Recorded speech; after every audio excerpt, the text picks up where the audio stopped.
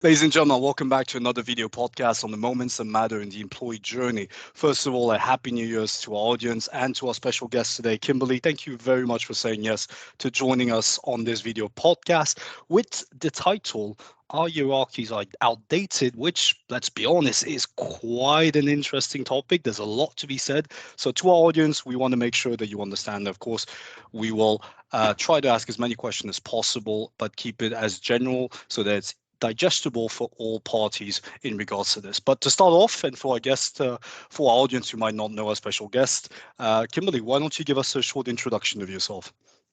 Well, hello everyone. I'm Dr. Kimberly Long, and I am currently the Chief Executive Officer for the Association of California Nurse Leaders.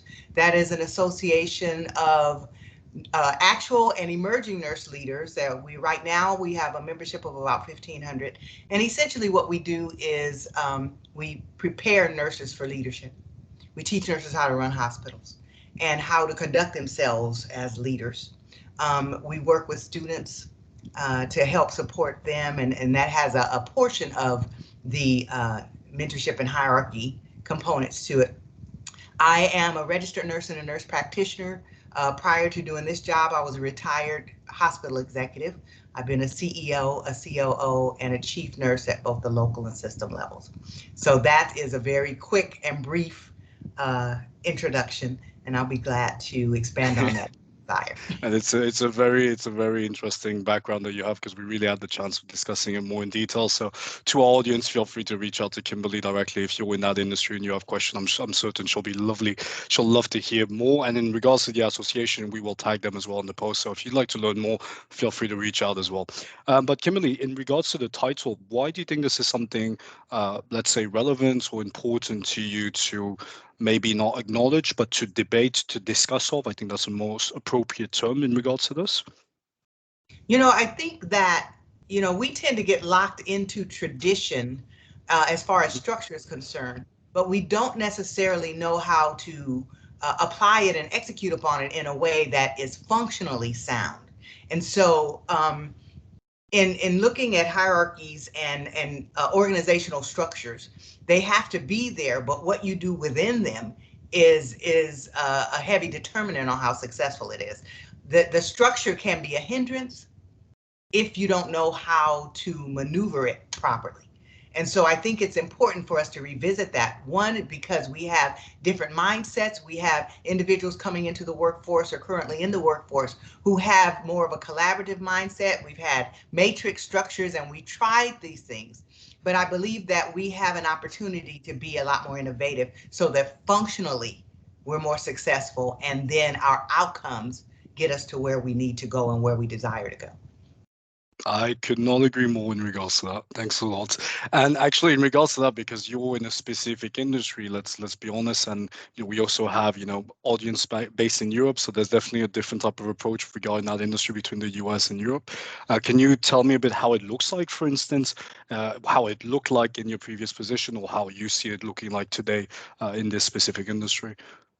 I'll talk a little bit about traditional hospital structures. Mm-hmm. Typically, you have a chief executive officer, a chief operating officer, a chief nursing officer, and then you have a chief over human resources and a chief financial officer. Those are primarily the key chief positions. And then there are directors and managers and so forth underneath there. Where we have run into the problem is that we have a mindset where people feel as if someone has disrespected them if they talk to someone other than them about an issue. And because of that, what it does is put barriers up where communication cannot flow freely.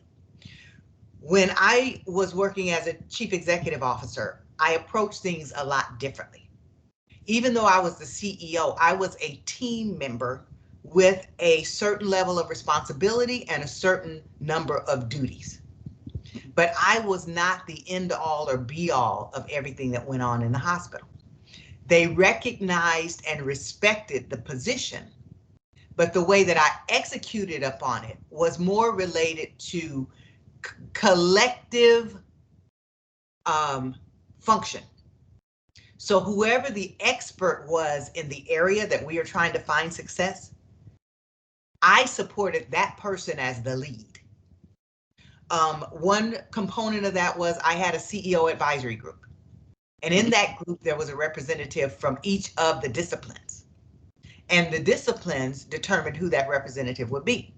So whenever there was a decision to be made about what they did, how they did it, resources, this group came together and we talked it through, and I told them, this is what we're trying to get to. Give me input so I can make an informed decision. And that's how we functioned. So they saw me as the facilitator. As the decision maker, I was respected.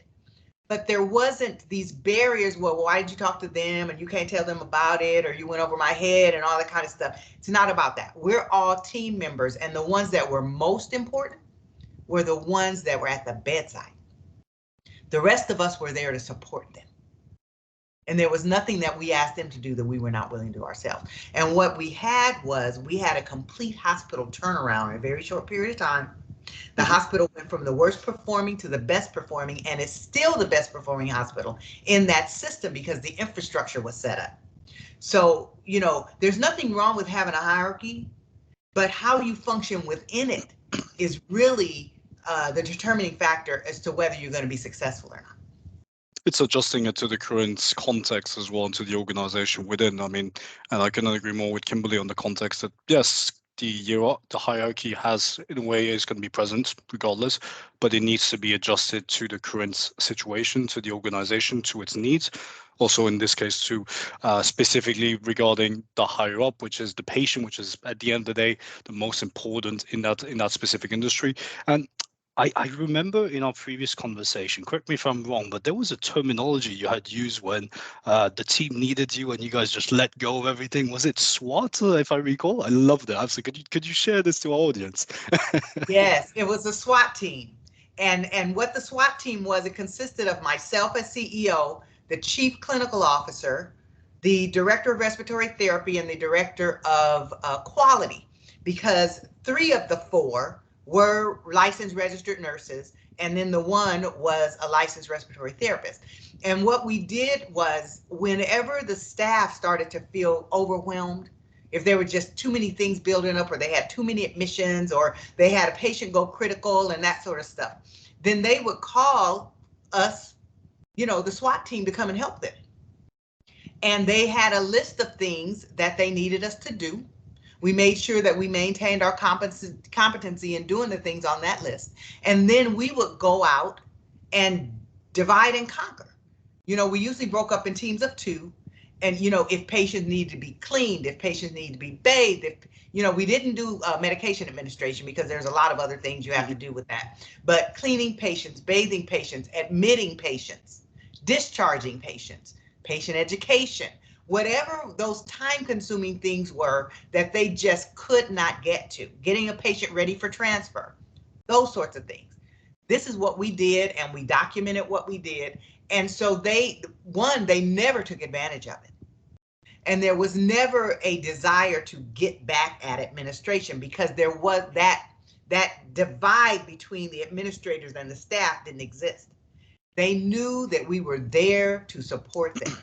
So we would go out and we'd get all that stuff done, and then we go back and report to the charge and say, okay, we did all of this. Is there anything else you need? And they, we're fine, or can you do this also? And then we go back to our office and change back, because all of us had scrubs in our office.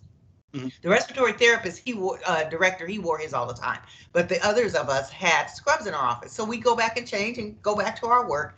And what it did was convey to them that they and what they did for our patients was more important than any meeting. It was more important than, than writing a policy. It was just more important. And so by doing that, they saw that we were not separate from them. We were just a part of the team with different responsibilities. That was the SWAT team. Absolutely love it. And I feel more organizations should have a SWAT team, of course, adjusted to that specific industry. But still the ideology behind it and the mindset from leaders, because we're discussing about hierarchies, but a big chunk of it is also the approach from the leaders in the first place that will define as well how hierarchies are looked at from both an employee perspective, the person down the line, if I may use that term, even though I agree completely. To me, it's everyone should have a similar type of form of communication. But that being said, in regards to all of this, and I think it's still something that has to be looked at, do you see there might be any, maybe not the term negative, but any, I'll use the term negative aspects in regards to having such an approach, or have you seen any difficulties when having such an approach when looking at how you've defined this type of hierarchy in your industry specific? Yes, some of the negatives I would say is that uh, you're always going to have a staff member or a administrator that allows their ego to take a primary position. And so sometimes the staff member will, want to stick it to an administrator if they, if they don't have the right mindset, or an administrator may feel they're too good to do that type of work, or, they've been away from where the work occurs so long that they're uncomfortable. I get that. But the thing of it is that you have to understand what goes on at the point of service in order to make informed decisions.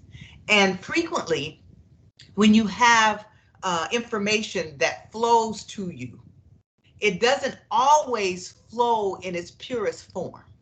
Mm-hmm. And I'm not saying that people deliberately divert information, but just as that telephone game, as you pass information on, mm-hmm. Yeah, it may absolutely. not end up getting to you in the manner that it was intended. So by being out there and seeing what people see and touching what they touch, it helps you to see what's really going on instead of you assuming that you know what's going on and making vital decisions based on information that you're getting that may or may not be accurate. Could not agree more. And in regards to that, and we are arriving on the last minute, so maybe just one last quick question, if I may, because I think it's also really great to have someone with such a profile and background as you, and frankly, absolutely love speaking with you and getting to know you in the process. So couldn't thank you even more for joining us once again. But I wanted to ask in regards, because of course, we have leaders from all different industries who might be listening to this. If you had any tips, and I know it's very general because you're in one industry, but I'm sure other CEOs might want to, hear your opinion, any tips that you might be able to share when it comes to this topic of hierarchies, how to maybe look at it, should we be more open-minded? What would you say to finish it off? I would say every organization needs a structure of responsibility and authority, but recognize that authority and leadership is only as effective as your ability to encourage people to follow you.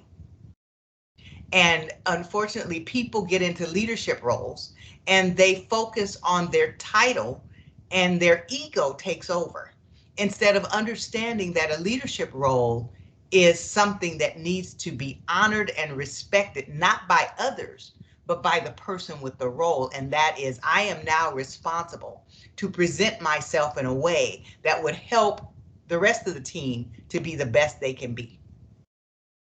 So I need to recognize their expertise, recognize my shortcomings. I have expertise too, but they have expertise. And I need to make sure that I value and respect their expertise. And collectively, we can make decisions that will move the whole organization forward. I hope the audience took notes because that was brilliant. You've heard it. Keep that note. We're going to print it on the wall. That's absolutely brilliant. Loved it. Kimberly, thank you so much again for joining us on this video podcast. Again, thank you to our audience, but also our partner Ludo One for partnershiping with us in regards to the video podcast. And we look forward to seeing you very soon to our audience in regards to other topics on the moments that matter in the employee journey. Thank you very much for everyone. Have a good evening, good day, or good afternoon to wherever you might be. Thank you.